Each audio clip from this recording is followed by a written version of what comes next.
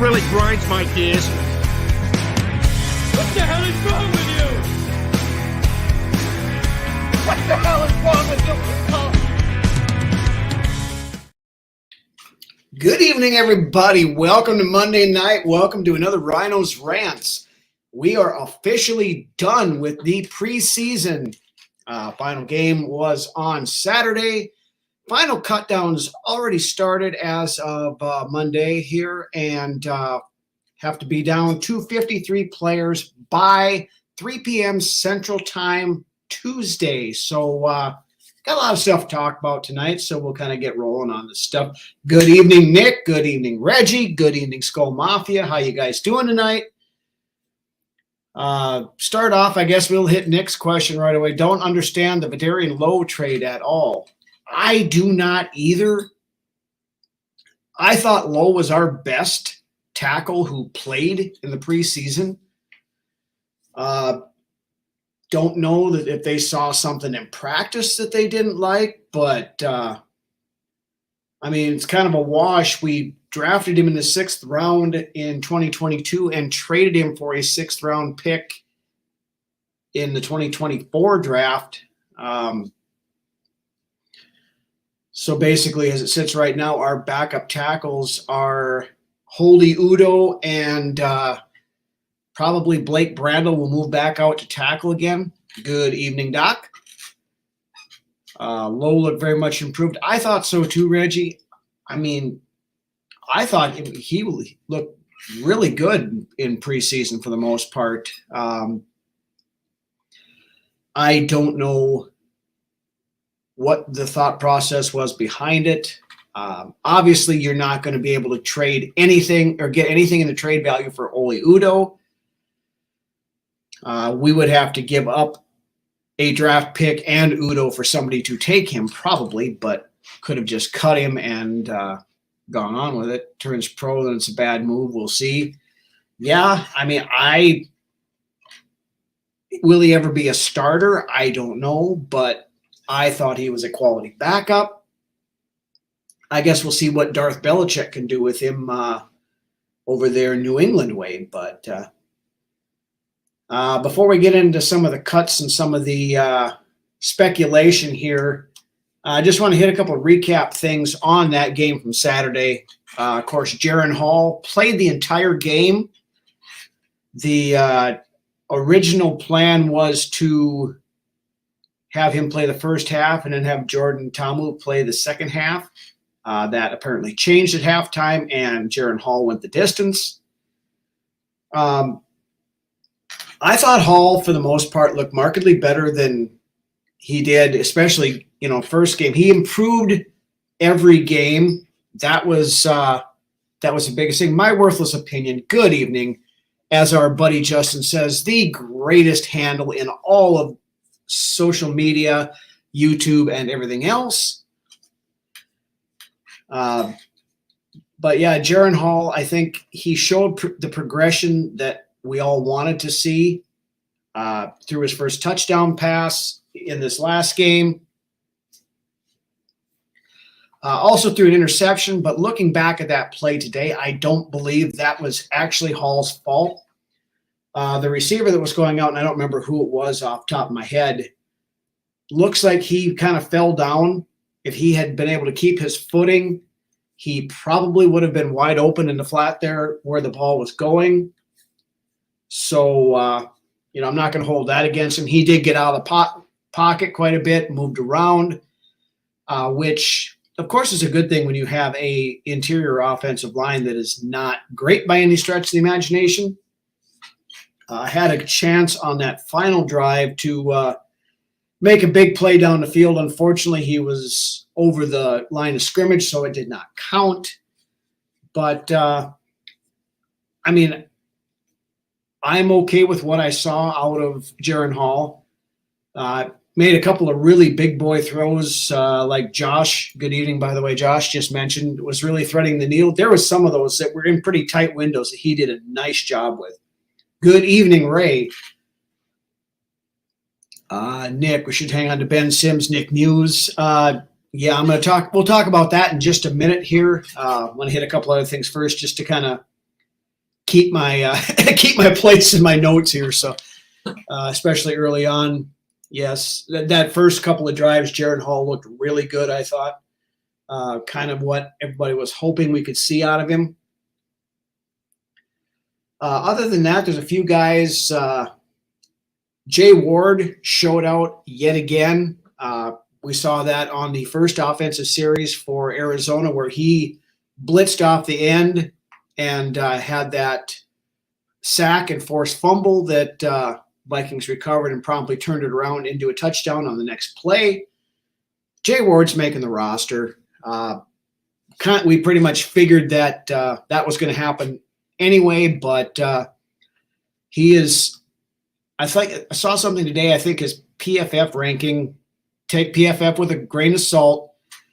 You know, I've made my thoughts known on PFF in the past many times, but he was the 4th highest rated rookie defender with PFF rankings. So that says something there too throughout the preseason. So Ward's making the roster. He's safety 5. Other than that, Ward will contribute this year along with Ivan Pace. Ivan Pace is going to do more than contribute, Reggie. Ivan Pace is starting against Tampa Bay. That's all but confirmed. It hasn't came out and said that it's going to happen, but when he's been wearing the green dot and Asamoah is rotating in with Jordan Hicks, Ivan Pace is starting against Tampa Bay. And for an undrafted rookie, that is huge. You know, we've been singing his praises on this show ever since we got him. And even in the pre-draft process, I was a big fan of his. And this kid's going to be special. I mean, there's going to be some growing pains. There's, you know, maybe a few issues here and there, but I think this kid has the potential to do very good things, bordering on maybe great things down the road. Doc Proto, not going to lie, I was in on the Lance thing, but nice to have a guy like Hall doing as well as he is. Just want to see our quarterbacks develop. I agree, Doc. For you guys that watched the show on Friday, you know, I kind of, after kind of a deep thoughts on the Trey Lance thing, kind of put my opinion out there. And, you know, full disclosure, I'm a Trey Lance fan, you know, from NDSU, all this other stuff. But I don't know that O'Connell's offense would have been that great of a fit for him without having to do some major changing around. I don't think he's going to be a very good fit in Dallas either. But apparently there's a little bit of a schism going on down there because Jerry Jones went and picked up Trey Lance without telling Cletus McCarthy and the rest of the coaching staff the way it sounds. So any dysfunction in Dallas is normal, and screw the Cowboys. So we won't worry about that. A few other guys, you know, takes from the game. DeWayne McBride finally showed a little bit this week. Had a couple of nice catches, had a couple of decent runs. Is that enough to get him a roster spot? I don't know. But we'll see here within the next 24 hours, I guess. 20 hours, whatever it is now. Benton Whitley, outside linebacker / edge rusher. Nah, Dave, you're not late. We just got started. Welcome to the show. Wait, Ryno backs NDSU players. Shocking. Yeah, I know. I got to be a little bit homeristic on something. I'm as objective as I can be on Vikings Uncensored in this show, so I gotta get my homerism fixed somewhere. So McBride's fumbles scare me, Nick. Yeah, I mean, that was a problem for him in college. And there was a couple of times I know I was sitting there watching the game on Saturday when I'm thinking to myself, okay, he's carrying the ball in the wrong hand. If he's not careful, that's going to get knocked out, and that's going to be a fumble in a real game. You know, so there's stuff there. And to be honest, I mean, we'll just kind of mix this in. I think McBride is going to, at least to begin with, end up on the practice squad. I'll get into it in a little more detail here in a minute, but just want to hit a couple more key points from the game. Then we'll get into the whole roster cuts and all that other stuff. Benton Whitley, I thought on Saturday played a very good game. I think it's going to come down either he or Luigi Vallon will make the 53. I think Andre Carter, although had a good camp once he was healthy, the way it sounds, probably is destined for the practice squad. He needs a little more time before he's ready to contribute. I think I like the kid, and I think Andre Carter has a future with this team, but I don't think it's this year. McBride going to get sniped if we put him on the practice squad. That's my concern. I mean, it's very possible. With that, I mean, the only other thing I want to talk about quick was a guy that played himself off the roster on Saturday. Wide receiver Thayer Thomas had his second muff punt in 3 games, and a couple other times he ran routes the wrong way and everything else. So I'm surprised he's not gone yet, but I believe he will be gone by 4 p.m. or 3 p.m. tomorrow. But anyway, let's roll over and talk about some of these guys, the cuts and everything else, since that's kind of the A topic here going on for the next couple of days. We'll start with Dwayne McBride. Honestly, I think they only keep 3 running backs for reasons I'll get into here in a minute. But with that, the thing with now you got Kene Nwangwu, they have to make a decision there. Do they think there's enough in the running back area for Kene Nwangwu to make a contribution? If there is, he has to stay on the 53-man roster until the final roster is set. Then after that, they can move him to injured reserve, which puts him out for, I believe it's 4 to 6 weeks, somewhere in there. I forget what number it is right now. 4 if you include Ham. Absolutely, yeah, Nick, that's what I mean. But if they decide they want to keep Nwangwu around, he's going to have to go on IR because he's unless he's close to coming back, which have not heard any. We don't even know for sure what exactly the injury was. So I think if you release him, he gets picked up by somebody else just because of his kick return ability.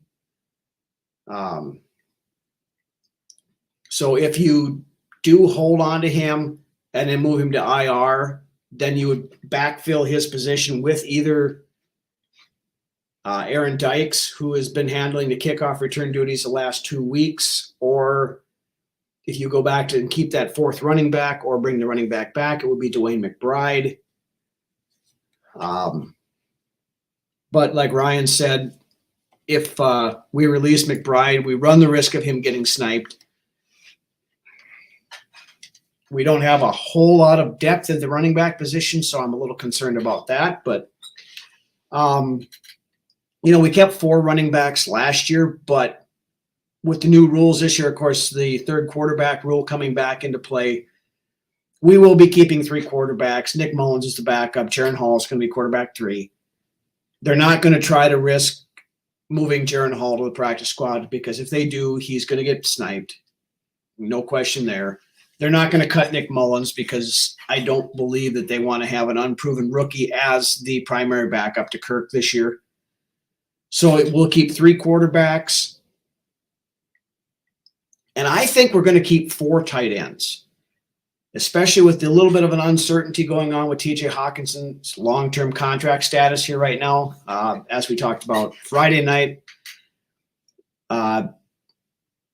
Diana Rossini from The Athletic has reported that Hawkinson's camp has stated they want to, quote unquote, reset the tight end market, which means pushing him up over $17 million a year. That's where Darren Waller is right now, and he's the highest paid tight end in the league. Stupid contract bullshit, absolutely, Doc, but it is the game that we play. So, I mean, if you're the Vikings are going to decide, do they want to pay TJ Hawkinson $17 million? It's a little more than I would like to pay for him. I was kind of hoping we could get him into that 15 range, right about where Travis Kelce and George Kittle are at, but sounds like he may be wanting more than that. So they may want, and as good as a preseason as Nick Muse had, I'm thinking they're probably going to want to keep Muse on the 53-man roster because he definitely will get sniped if they try to move him to the practice squad. The only other maybe option with Nick Muse is if they decide they want to trade him and try to get something out of him, which they probably could. Like Hawkinson, but come on, hasn't been that good. Ryan, I completely agree with that. The thing of it is, salaries are going up every year. Hawkinson resets it at say $17.5 million a year. Next year, Travis Kelce's going to be 19. It's that progression. Once the new TV deal comes in and all that fun stuff, then the contracts are going to keep going up. Sorry, TJ, I like you, but can't pay you. We'll draft that Georgia tight end. I'm honestly am very excited to see. Good evening, GMAC. I am very excited to see what Josh Oliver brings to the table. I mean, we all know what his blocking prowess is, but that guy is a lot better pass catcher than people give him credit for. He was a very good pass catcher in college, and I think he's going to show that out this year. Kevin O'Connell's come out and said Johnny Munt is the best third tight end in the league, so Munt's not going anywhere. And I think they probably keep Nick Muse on the roster just in case they can't come to a contract agreement with Hawkinson. Will they franchise TJ? That is a possibility. I think the franchise tag this year for the tight end was like $12.5 million, so they could conceivably franchise Hawkinson next year. It's probably going to be about 13-14 million, which I would be fine paying, if you want to put him on that 1-year deal and see what happens after that. He'd be about 27 by the time that franchise tag was done if he chose to play on it. So that's kind of getting to the upper echelon of the age group where Kwesi is kind of looking like he likes to pay players. So that is a legitimate possibility also, Ray, and thank you for bringing that up. I was thinking about that earlier, but I think I forgot to put it on my notes. But beyond that, so we're talking 4 tight ends. If we're keeping 3 quarterbacks and 4 tight ends, of course, we're going to keep 3 running backs and probably only keeping 5 wide receivers. Of course, we know Jefferson, Addison, Osborne, and Naylor are locks. Brandon Powell did not suit up for the game on Saturday, so it appears that he probably has that 5th wide receiver spot nailed down, and with that, the punt returner job. Jalen Naylor, for as much as we've ripped on him in the last couple of years, last year deservedly so, Jalen Naylor played well in the preseason and showed out well. I would not be at all surprised if between now and 3 p.m. tomorrow that they work out some sort of a trade to trade Jalen Naylor someplace and at least recoup something for him rather than,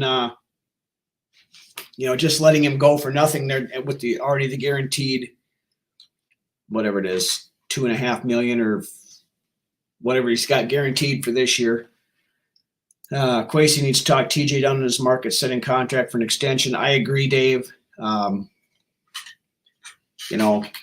We leave that up to Rob Brzezinski, who is an absolute cap master, and Kwesi, who, Mr. Analytics does not necessarily like to go with those big contracts, but we will see what comes of that, I guess. Let's see, we talked about Brandon Powell. I think he's making the roster. Jalen Reagor. I was pretty down on Reagor at the end of last year. I like what I saw out of him in camp this year. If we keep 6 receivers, Reagor makes the roster. If we only keep 5, I think he's odd man out. And if he is odd man out, I would like to get something for him, whether it be, 6th, 7th round pick. I don't care what it is, just so we get something out of it. At the linebacker spot, I think Troy Dye. I know Brunswick's not a big Troy Dye fan, but he's played well in the preseason, and with his special team ability, I think Troy Dye beats out Troy Reeder for that fourth inside linebacker spot. As we mentioned a little bit earlier, Ivan Pace Jr. is going to be the starter versus Tampa Bay in 2 weeks. That has been all but confirmed. Has not, KOC has not come straight out and said it, but the guy has been running with the ones for weeks and has not, he's been wearing the green dot and stuff. And when Asamoah did come back, he was rotating in with Hicks and not with Pace. So I would be absolutely shocked if Ivan Pace is not starting versus Tampa Bay. And I'm here for it. I love this kid. I'm very excited to see what he can do. Again, we talked about it the other night. He's got a lot of John Randall type chip on his shoulder, I think, that he wants to go prove to the world that, as he said on his Instagram account when nobody drafted him and we picked him up, y'all done fucked up. Pace gang. Absolutely. Do we buy that Troy Dye jersey for Lance yet? Have not done so. That would be funny. How crazy would it be if Rager end up having a huge year? It would be very crazy, Ryan. I wouldn't completely rule it out. I don't want to go too overboard just from, preseason type stuff. But, this is his second year in Kevin O'Connell's offense. He had a full offseason to learn it. And it's entirely possible. I mean, the guy was a first-round pick. I mean, thank you again, Philadelphia, for taking him and not Justin Jefferson. But, the talent is there. I was fairly high on Rager coming out of the draft. I maybe had him as an early second rounder, but it's possible. And if we keep 6 wide receivers, Jalen Rager's on the team.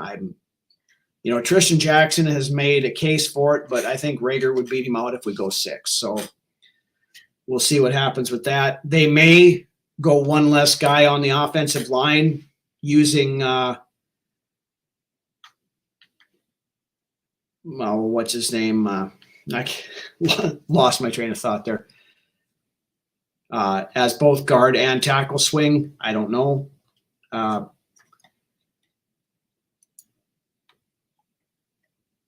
Pace is going to be the story this year. Naylor's the odd man out. I'm going to disagree on that, Skull Mafia. Jalen Naylor was lighting it up before he got hurt, and he had pretty much nailed that wide receiver 4 down at that point. I don't think they're going to want to let him go, because especially for the simple fact that KJ Osborne is in a contract year, and if we aren't able to re-sign Osborne next year, Jalen Naylor steps right into that wide receiver 3 spot, and I think he would be more than capable of doing that. So Jalen Naylor's making the roster. I'll go on record as saying that right now. If I'm wrong, you can come on here next week and tell me I'm full of crap, but it's going to come down to Powell and Naylor and whether we keep 5 or 6. If we keep 6, they both make it. If we keep 5, I think Powell gets it. But wouldn't surprise me either way, I guess. As far as the cornerbacks, of course, Byron Murphy and Caleb Evans are the starters. Mekhi Blackman, back from injury again, has made a case and in practice been running a lot with the ones when you go to a nickel set. So I think he's going to play early and often. I talked about this in spring camp and all that other stuff. By midseason, he would be a starter. It may happen sooner than that.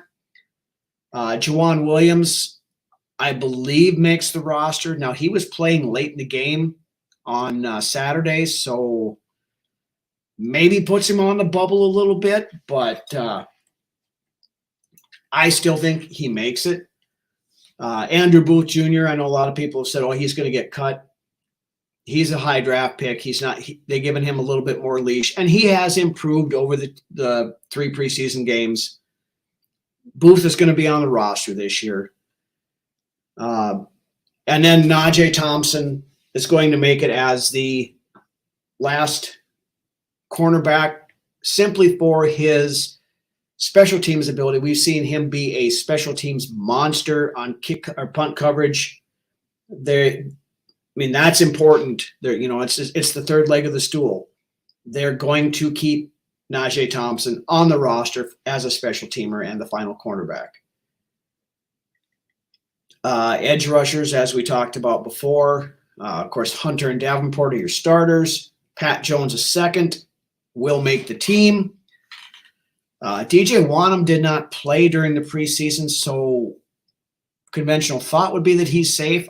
I'm still not convinced. There's a possibility that Wanham could be traded in the next 24 hours. Luigi Vallon, I believe, makes the roster. Benton Whitley made a strong push for it at the end, but I think he probably ends up practice squad.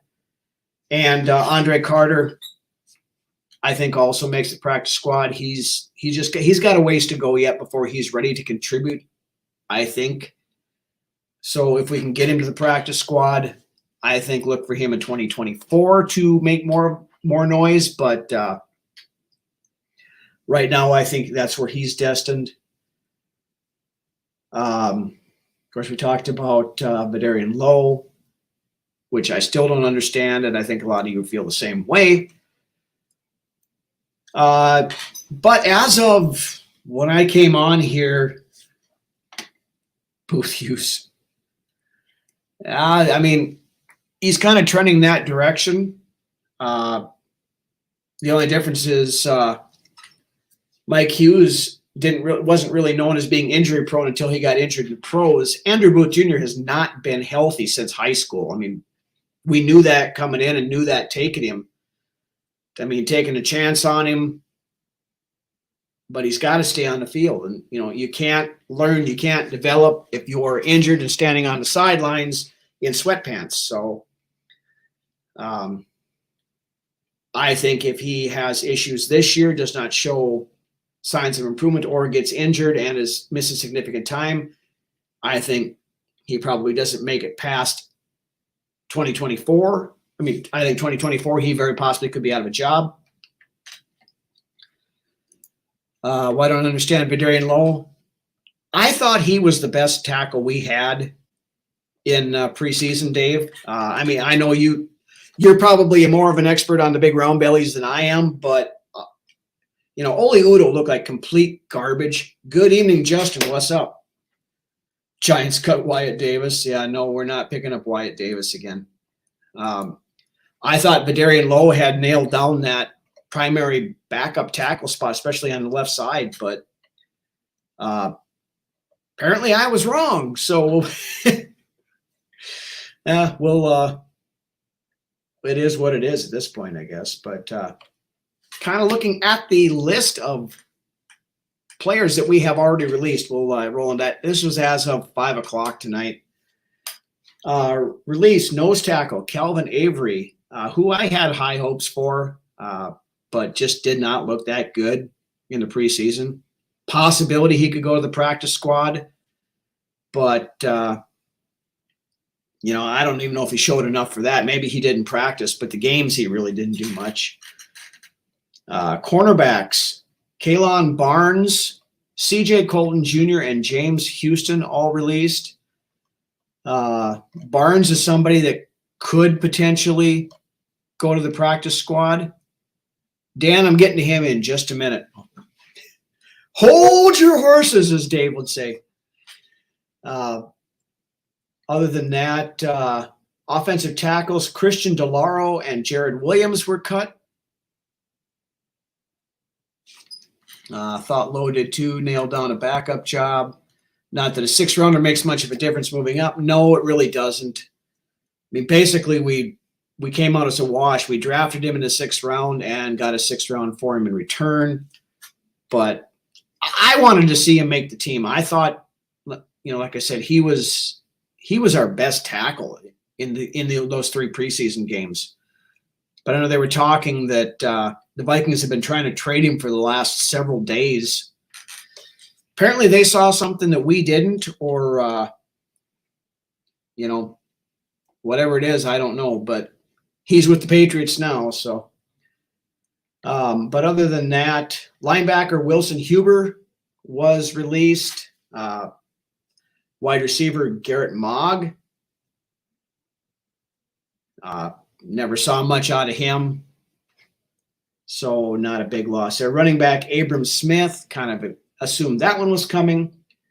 Offensive lineman Josh Sokol, who they had moved over to play guard for a bit. They had him on the practice squad last year. There is a possibility that they bring him back to the practice squad. I guess we'll see what happens there. Quarterback Jordan Ta'amu. What was your favorite Jordan Ta'amu in Minnesota memory? I mean, there's so many to choose from. I don't know that you can pick just one, but unfortunately, he's no longer with the team. And also tight end Colin Thompson. Now, all of those guys that we mentioned here must pass through waivers before we could re-sign them to the practice squad. So they, there's a possibility some of those guys get sniped, but I think there's even better possibility that most of those guys will be available should we want to bring any of them back to the practice squad. Then a couple other ones terminated the contracts of linebacker Jake Gervais and Tanner Vallejo. Now, they were both vested veterans, which means they have been in the league for more than 4 years, so they will not have to pass through waivers. They instantly become free agents. And then also waived with an injury designation to Tay Gowan, which means he has to pass through waivers. And if he does pass through waivers, he reverts back to the Vikings injured reserve, which I think probably is the most likely scenario for him. He's shown some flashes and he's fast. So I think they kind of want to keep him around, and this is probably their way to do so. But we signed Jordan Ta'amu. We did, I'm glad you brought that up, Ryan, because, many people didn't hear about that. So thank you for breaking the news on that one. Dave, to get a quarterback, I think they're happy with our starters. Maybe Kwesi thinks he was expendable, more draft capital worth it for the next draft. That's about the only logical thing I can really think of, is that they're going to try to stockpile those mid to late round picks because they're going to probably plan on packaging some of the early stuff to try to move up and get a quarterback. That would make at least some sense, so that we're not doing a Mike Ditkin giving away our entire draft to go get Ricky Williams type thing. But I think there's probably a little bit of steam to what you're saying there, Dave. So we'll have to keep that in mind when it comes to draft time next year. But yeah, then just a few players that little news of some of the guys that were released. One other thing.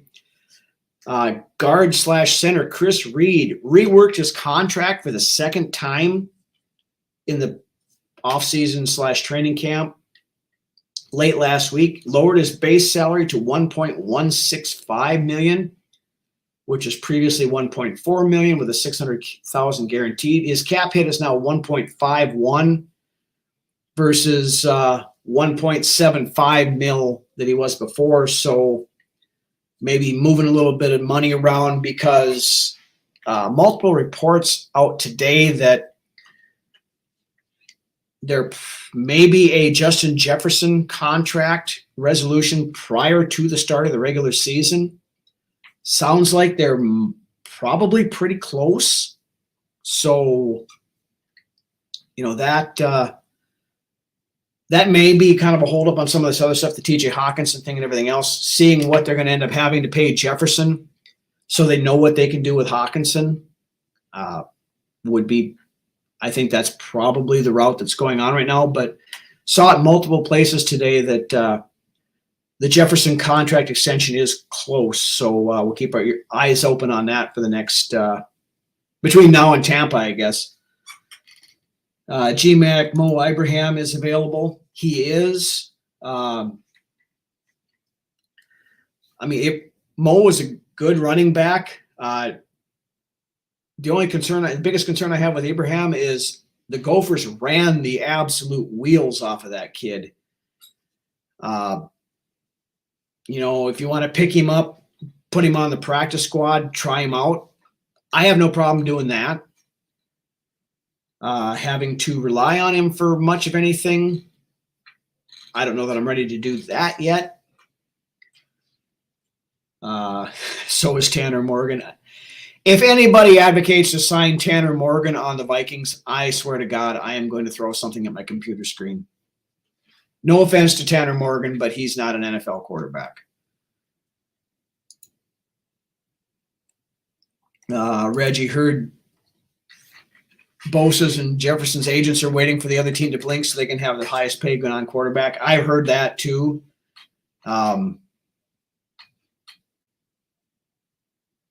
It's one or the other is going to be the highest paid. The other one's going to be the second highest paid. I mean, it's just what's going to happen. It just like you said, who blinks first? I think both of them probably get done before the season starts, but we'll see, I guess.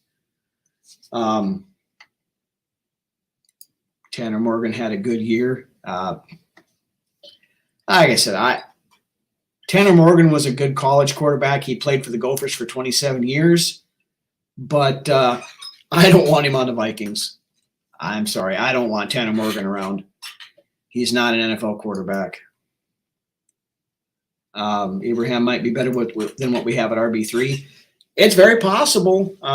He was a hell of a back in college, but again, like I said, the miles on the tires and everything else, he was good. That was sarcasm.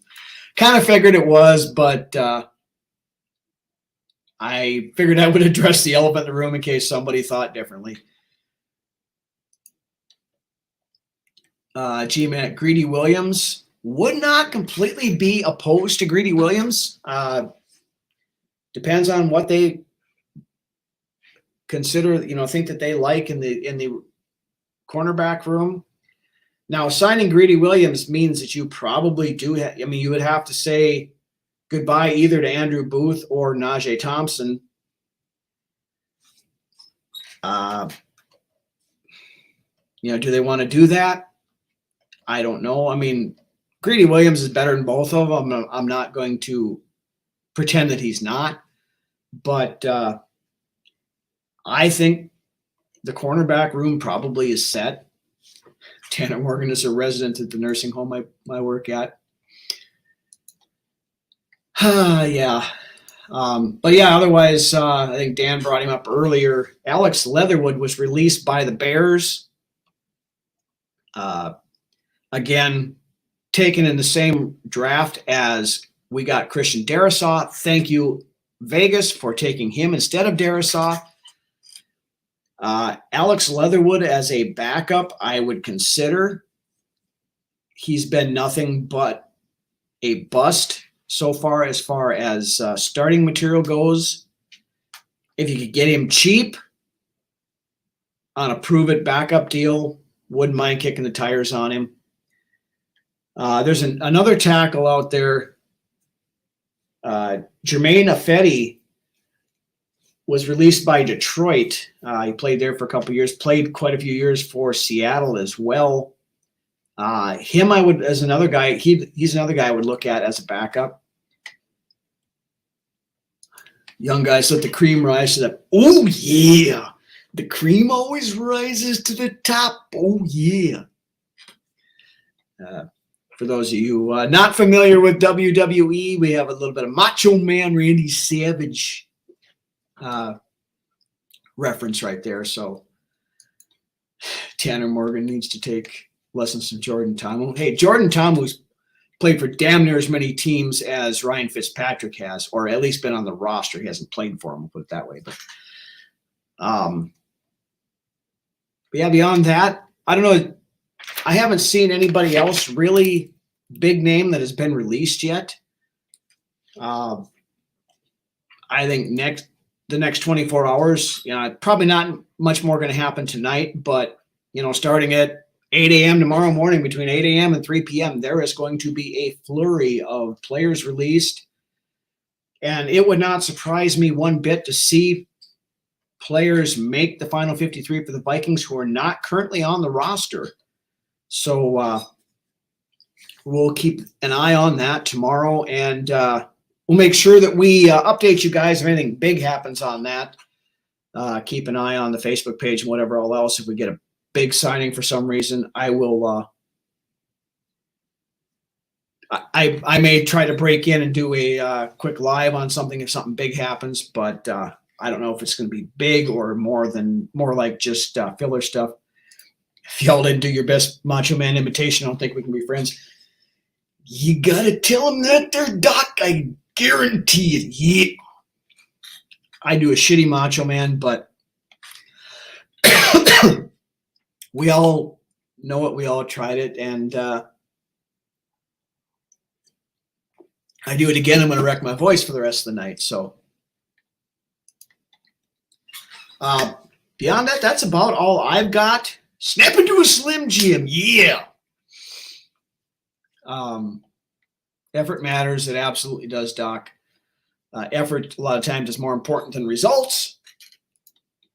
But you guys have anything else you want to hit? Anybody else you want to talk about here tonight? We've been going on for about 42 minutes here now. So if you guys don't have anything else, that's all I've got for the night. So I guess going once, going twice, hearing nothing else. Again, want to thank all you guys for watching. Mark, G-Mac, Justin, Dan, Ryan, Reggie, Doc, Worthless Opinion, all of you guys. No, Ryan, we're not talking about that. And I don't hate Kirk either. Everybody on there, again, thank you guys for joining in the chat. Love interacting with you guys every Monday night on this. It's a lot of fun. I mean, what can be better than sitting around, hanging around with your buddies talking about Vikings football on a Monday night? Also want to send out a big thank you to the Filipino fan club watching us every Monday night as well. Nanoy, Miss G, Phoebe, Jen, Wilma, all you guys over there. Thank you for watching. Appreciate you guys joining in as well. Ray, have a good night. Dave, Worthless Opinion again. Thank you guys all for joining. Don't forget, Wednesday night, we have another episode of Brunswick's Best. He's looking at number 18 this week, so there's probably a couple of decent players that we may discuss for that one. And, of course, regular studio show Friday night where we will go over all of the roster moves, the final 53, and everything else that happens between now and then. So with that, you guys have a good rest of your Monday night. Don't forget to go over and check out Justin's show at 8 o'clock. And beyond that, of course, all the other words, Vikings First and Skull, Vikings Report with Drew and Ted, Purple Pocket, JJ Sports. I think I screwed that one up. But Under the Lights tomorrow night with Justin and Dave. All you guys, make sure you go check out those shows if you do not already. If you haven't done so, hit the subscribe, hit the like on our show, on their shows.